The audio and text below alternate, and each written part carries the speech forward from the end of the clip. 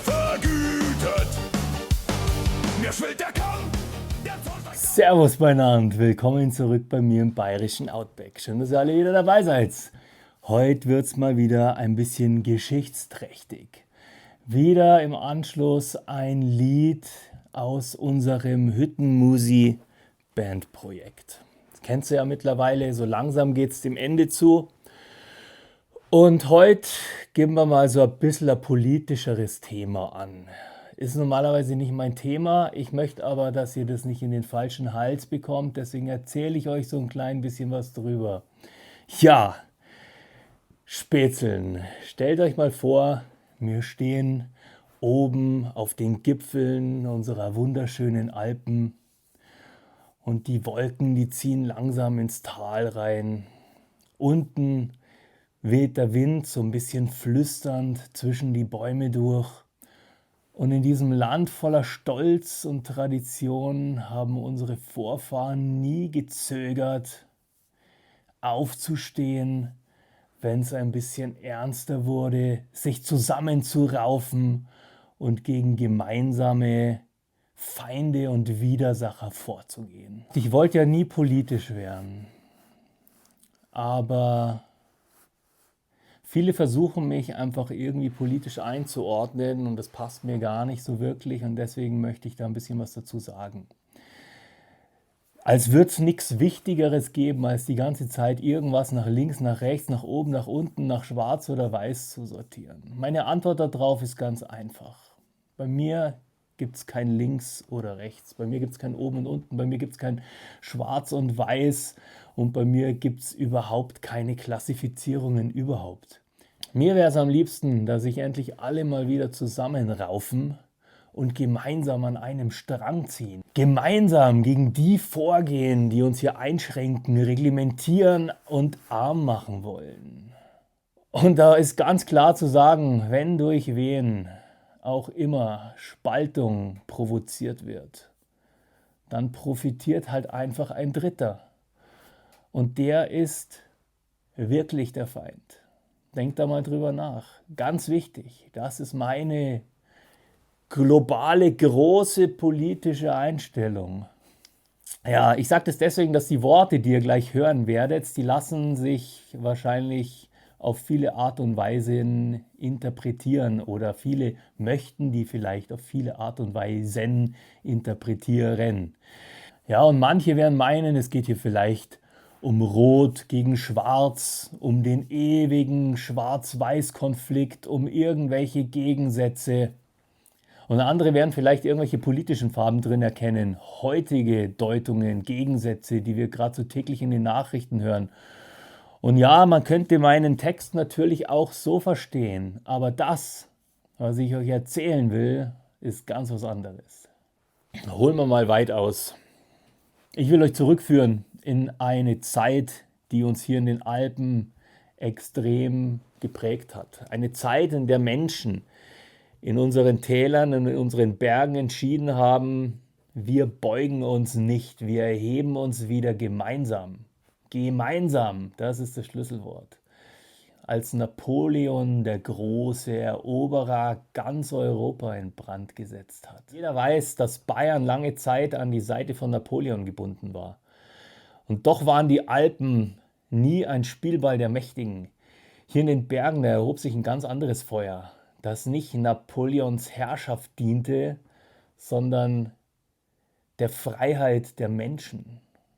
Der rote Hahn, das Flammenzeichen der Aufständigen, der markierte das offene Brennen gegen die Fremdherrschaft. Ihr kennt natürlich auch sicher den Ausdruck, dem Haus den roten Hahn aufsetzen. Das bedeutet, dass man praktisch dieses Haus anzündet. Und der schwarze Hahn, das war die Nacht, der Schutz, die List, die verborgenen Wege durch die Berge, das Flüstern von Tal zu Tal. Und am Ende erhob sich das gesamte Alpenvolk von Bayern bis Tirol, von den Tälern bis zu den höchsten Bergspitzen und Pässen gegen Napoleon. Nicht zersplittert, nicht im Streit, sondern Schulter an Schulter. Der rote Hahn mit seinem Feuer und der schwarze Hahn mit seiner Nacht.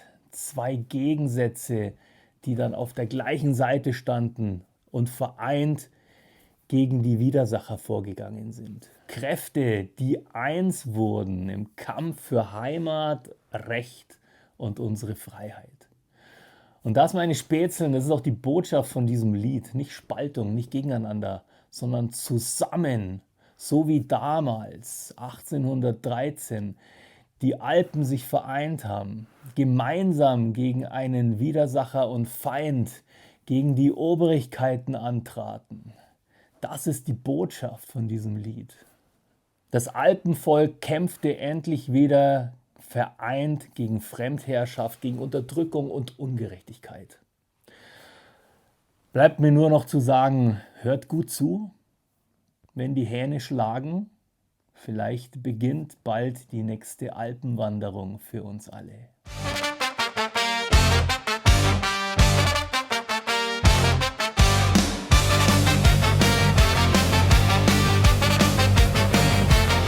Wer sich nicht wehrt, lebt verkehrt. Der letzte Tropfen sprengt, was mich verzehrt.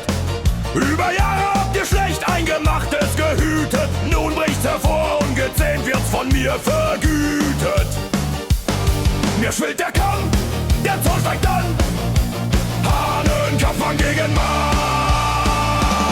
Der Fürst thront hoch, doch wankt im Wind. Sein Reich bald brennt, schnell wie wir sind. Leere Worte können uns nicht mehr bezwingen. Flammen und Schatten beginnen gemeinsam zu singen. Ein neuer Gockel mit poliertem Dorn tritt auf die Bühne und marschiert nach vorn. Mein Kamm geschwollen, die purpurne Haube. Ich kann nicht glauben, dass ihr glaubt, dass ich euch überhaupt was glaube. Aus der Glut erhebt sich der rote Hahn, er trägt den Aufstand. Die Wut und den Wahnsinn schreien Feuer, das Häuser und Wälder verbrennt. Er tanzt auf den Dächern, seht wie er rennt. Er ist das Inferno, das Zeichen der Schlacht. Die Herrenhäuser brennen, erleuchten die Nacht. Doch aus der Finsternis erhebt sich der schwarze Hahn.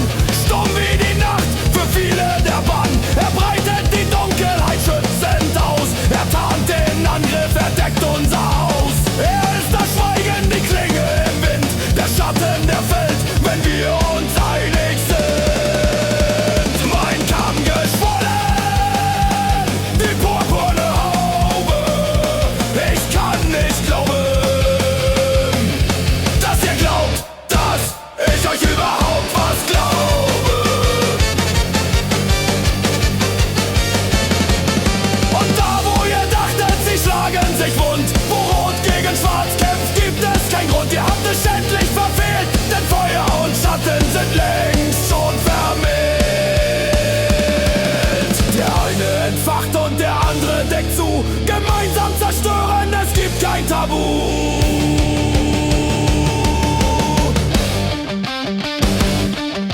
Beim Hahnenkampf kämpft nicht mehr Schwarz gegen Rot. Was habt ihr gedacht, die zwei auf Sieg oder Tod? Flammen und Schatten im Lügengeflecht. Dachtet ihr seid nur Gäste beim Hahnenkampf?